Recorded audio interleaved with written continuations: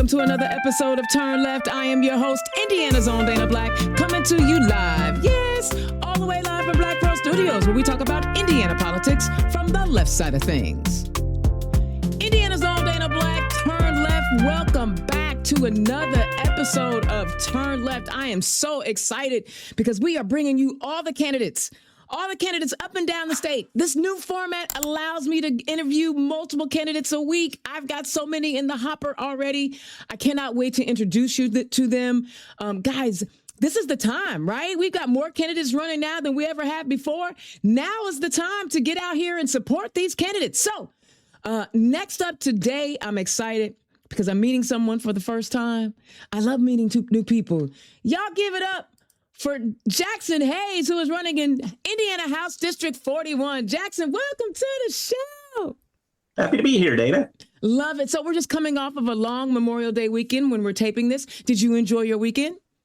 Absolutely. I got to spend it with my 4- and 5-year-old nieces and then ship them off back home. That's the best way to do it. I'm an auntie. You sugar them up, you love on them, and then you send them back home. Wow, to the parents.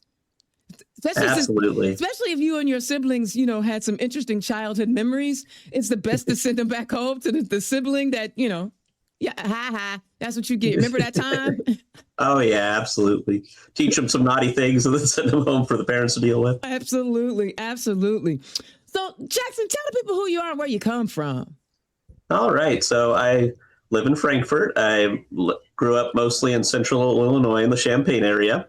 I ran cross country in high school. I love working with computers and other nerd stuff like that. All right. And decided to run for office to try to help people to get more of what they're owed from the government that works for us. I love it. I'm a computer nerd too. I know sometimes it doesn't seem like it, but are you a coder? What kind of tech person are you? Definitely very amateur end. I built my computer in order to play video games on it. Okay. But then I know how to solve most tech issues that come up unless it has anything to do with the printer. Yeah, see, because the printer is not the same thing. It's just a whole nother animal. I have a small business and I have clients and I'm a tech person, but it's like printers are not what we play with. That's a whole nother animal. Absolutely. It has so many more things that can go wrong with it. Oh my God. Have a friend that says they're possessed and got her very Catholic boss to hang a crucifix up over his. So, wow. Well, and the thing is, it's so many mechanical pieces that go within that printer. Like people don't understand, it's not just the brain of the printer; it's all those mechanical pieces. And we're tech people; it's totally different. Yeah, definitely, yeah. So what brings you to Indiana? So I live with my parents in Frankfort, and my dad got a job at the Subaru plant in Lafayette. And so that's what brought us to this area. And in living here, I have noticed that a lot of the things that we rely on have started to get taken from us, and things that me and my family need, and I know other people need too. So I decided to try to work towards getting those things back. I love that. Was there something in your youth that made you think that you might want to go into public service?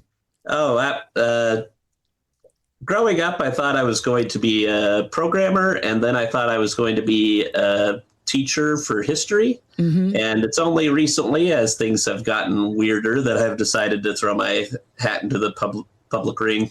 I love it. So you wanted to be a teacher. Wow. I know when you look at some of the policies that are coming out of our state house right now in respect to teachers needing to carry guns, they got to be first responders, they got to be all these things, but we can't pay them. What are your thoughts? I mean, you're not in the profession, but I know that you have some sympathies for teachers. Oh, definitely. If my goal would be to make their lives better in any way that I can. My best friend is a band teacher in Illinois, and they have enough problems there, and they've got a really good teacher union, and here they don't even have that. So yes, I'd love to make it so that teachers are well paid and protected and are able to just focus on what they love doing, because they're certainly not doing it for the pay. Exactly, honey. No one goes into teaching for pay. They go into it's a calling, I think. Right. Mm-hmm. Just like, doctors or, it's a calling, because I know I just got through saying I'm an auntie. I sugar your kid up and send him home. So I ain't trying to keep it for no 8 hours. Most teachers are saintly in their patience, and they should be rewarded for that. Yeah. Yeah. So tell me where District 41 is again. So District 41 is centered on Frankfort, and it covers parts of eastern Tippecanoe County, so Lafayette, and then like half of Lebanon and Boone County, and then a part of another county, which name escapes me right now. I believe it. Nope, I can't right That's now. all right. That's all right. Well, you mentioned Boone County. I know that, and you said Lebanon. Wow, that's a hot topic right there all over the state, especially down here in Marion County. With the LEAP project. I know you're out knocking doors. What are folks saying about that LEAP project? What are they telling you? Everybody is not a fan. Most people I talk to are not a fan of the LEAP project, and I know that they've been fighting a lot to counter it.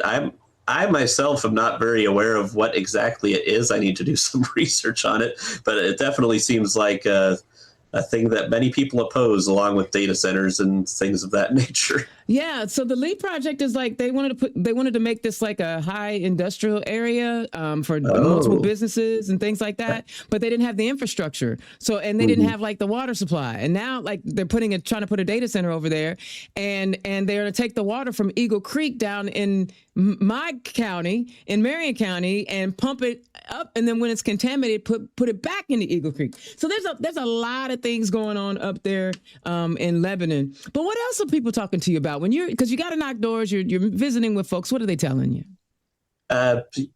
There's a lot of anger about data centers. We recently had a public forum about changing our property tax law to try to change it to 7%.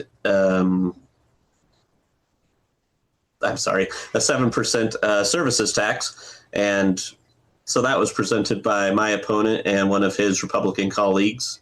And a lot of people are really mad about property taxes in my area, so they didn't quite seem to understand that this would increase their tax burden, but property taxes are going up and lots of people are angry about it.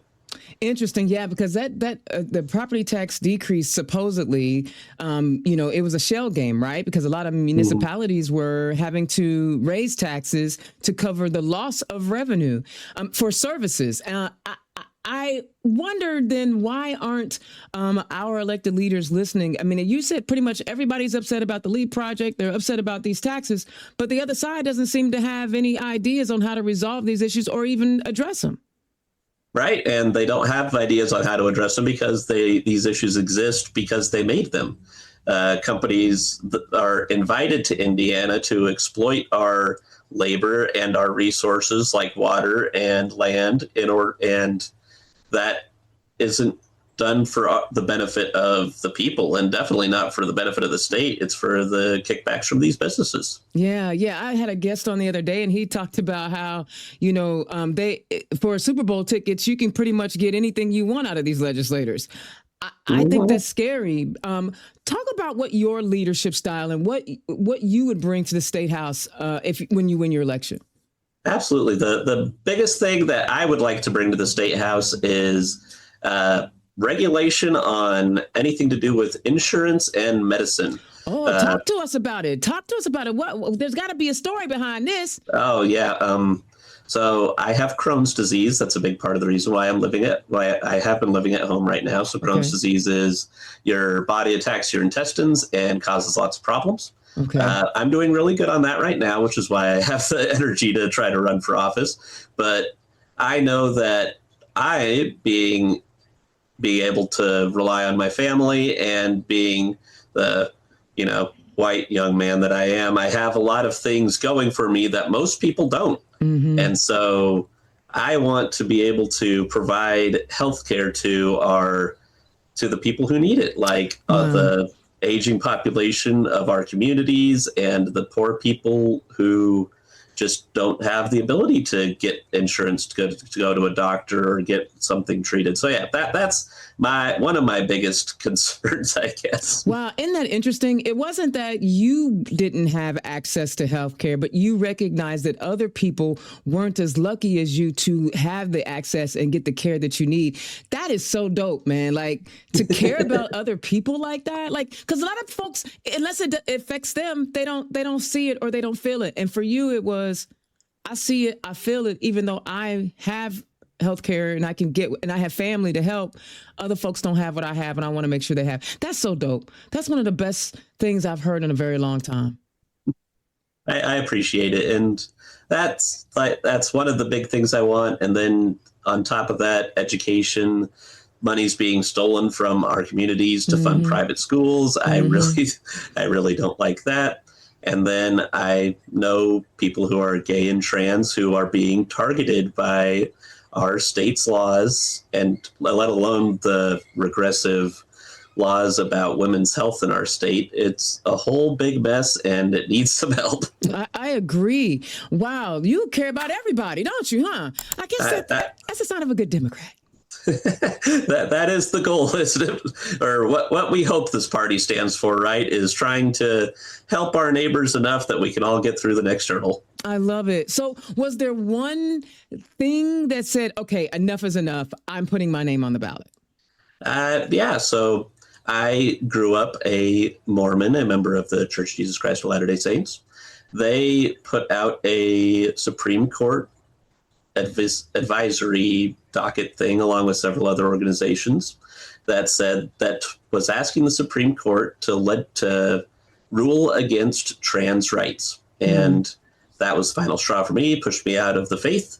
And after that, I decided I need to throw what energy I can at a cause that is good, right? Like helping people to have the rights they deserve as Hoosiers, as American citizens, as our neighbors, right? Like, yeah. Wow, that's amazing. I'm falling in love with you. This is why we do this show, because if I didn't do it this way, I probably would have never had the chance to get to know you and to meet you. And I love your heart. I imagine raised in the church, you were taught, to love one another and to care for one another, right? Yeah, that's why I lived in Brazil for 2 years. I served a mission for the church. I thought I was helping the world, and then you grow up and you hear things like how they tried to fight gay rights in California. And then I finally saw this it didn't make the news or anything, this obscure advisory position to the Supreme Court. And they did it because they thought they could get away with it. And so I want to try to make it so that can't happen anymore. I love that. Have you always been, it sounds like you hate bullies, like I hate bullies, right? Absolutely. I am for the little man. I've told a couple of my friends that I'm trying to get into this business to slay dragons, and dragons are the things that are hoarding all of the money and wealth and resources so that we can't have it. Shoot, we gonna help you slay some dragons, brother. That's the whole goal. I'm actually rewatching Game of Thrones right now, so you're speaking my language right now. Awesome. So when you're out talking to people, I know campaigning is not easy, and you hopefully your health is allowing you to get out as much as you can. What kind of reception are you getting when you tell them that you are running as a Democrat, or do you even do that? A lot of places they don't do that. Democrat is definitely a bit of a hot topic where I am. I imagine. The people I've spoken with have been polite generally, but some of them have been fairly firm in telling me that they would not vote for me. But I've also gotten a lot of feedback from people who are glad that there's opposition to the insanity at the federal level and the local insanity we get at the state. Yeah, because there's a lot of, pushback. The only good thing that happened, I think, in a long while is that they didn't vote for that redistricting, right? I was impressed that our very, very Republican state house and Senate voted against it. I was shocked, actually. I was too. I guess the thing was like, yo, don't come over here bullying us. You're not finna tell us what to do. Because they were doxing people and all the things. Our president has personally endorsed several races at the state Senate level. I don't know about the state house as much, but it's beyond insanity. And So, and that's a big part of what I think our state prides itself in, is not letting everyone around us who may have larger towns and more people, but don't let them push us around. Don't let them walk all over us. Yeah, I know one of the key words that I've been hearing from a lot of candidates is affordability. I imagine some of the folks are talking about the gas prices over there in your spaces and how much they're spending for groceries. When you guys talk about those economic issues, do you highlight, like, you realize Republicans been in office, they've been controlling stuff for 20 years? Mm-hmm. And then our own state House representative invited another Republican to raise our taxes more. Was saying that the property tax brings in $13 million to Clinton County, and this new tax would bring $15 million in. And it would completely cancel your property tax, but it would also raise the tax burden in our community by $2 million. But don't listen to that part. Yeah. And are they able to connect the dots? Some do. A few people are so angry about their one property tax bill that they turn into that. I don't know. I guess they see red or something. There was one guy I talked to who was just so angry about it that anything that would make that go away or make it go down was something he'd be fine with. Yeah. But I guess that's part of the job too, right? Is to help others to understand, okay, this is what the data says, that a property tax doesn't hurt poor people as much as income tax or a services tax or a sales tax. Mm-hmm. But okay, that means you are a person who is poor because you are not so extremely wealthy that these numbers don't mean anything to you anymore. Exactly. And I imagine you have these counties are relatively rural counties once you get outside of West Lafayette, and Northern Boone and Clinton County. Have you had a chance to talk to some of the farmers and where they are this year when it comes to the tariffs and the gas prices?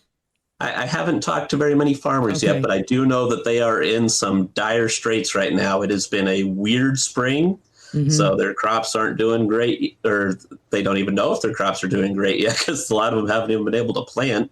Yeah. And then it's just beyond with the tariffs, investment in competing countries, side deals with China and stuff that buy a lot of our soybeans and corn.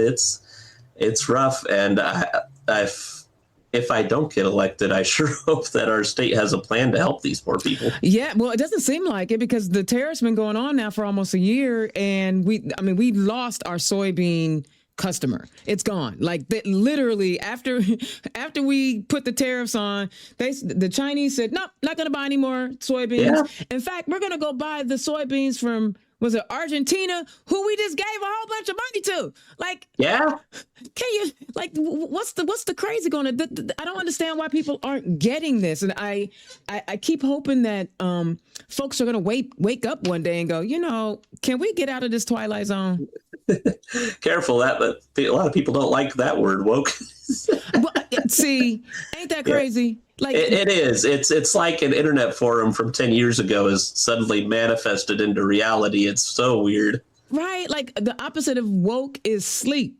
Like you sleeping on everything? Like and stick your head in the sand and ignore life. It's insane. Yeah. So some of the things that we care, we're going to have to, when you're voting in the state house, you're going to have to have an opinion on things like that. Talk about infrastructure in Indiana. What are you seeing and where would you like to see our state go? Definitely. A lot of our emergency and medical infrastructure has had its supporting finances dismantled.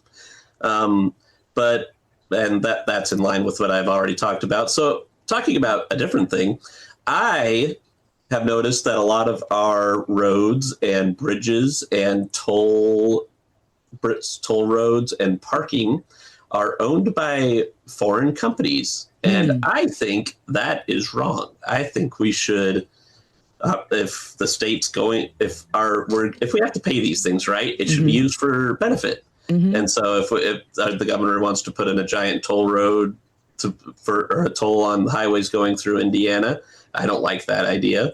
But if it is, it shouldn't be owned by another company. It should benefit us. The roads are public property. They need to be maintained by public tax dollars. Why are funds that should be put for public good going to foreign companies? Yeah, they try to explain how that one-time big payout is a good thing, but it's not. That recurring money is what's good, because you got to maintenance these roads, and there's no guarantee that you're going to get good service. And when they sold the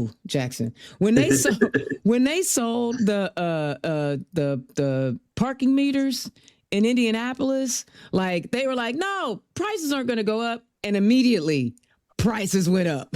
Oh yeah, when I went down to the State House to file all my paperwork and stuff, it was crazy. I have to pay $5 just to park there for half an hour. It was nuts. Yeah. Like, if I go to a Fever game or something, I take an Uber. It's actually cheaper to take an Uber downtown and back than it is for me to go pay $30-$40 in a garage or anything like that. I mean, it just costs so much to even entertain yourself. I mean, we're getting priced out of the stuff that makes us human, and it's insane. Yes, we are getting priced out of the things that make us human. You can't even, I mean, and right now with it's summertime or spring's coming, and people are wanting to take family trips, you got to really think about, okay, how much is the airfare? How much is the hotel? Okay, should we drive? Should we, like, it's just, nobody can really, yeah. And with it all being expensive, even within the state, they're destroying the amazing state parks that we have to make room for these data centers. Yeah, and so the cheap option's going away. Yeah. Oh, it's crazy, because like when they passed the legislation to deregulate the wetlands, like, you should have known, okay, why are y'all trying to go after these wetlands so bad? Right? And we should have known, like, they are so many steps ahead of us in so many ways in destroying our state. Like, we're trying to play catch up because we're not thinking about destroying the state. Right? We just ain't there. And they are 15 steps ahead of us. The idea that they are an honorable, the Republican Party, and I'm going to make that very clear here, the idea that the Republican Party is an honorable opposition that can be allowed to continue what they are doing is just wrong. That what they may look like idiots in the media, but behind them are some incredibly ruthless and intelligent people who are working extremely hard to strip rights away from everyone who doesn't look like me and talk like someone who isn't me. Yeah.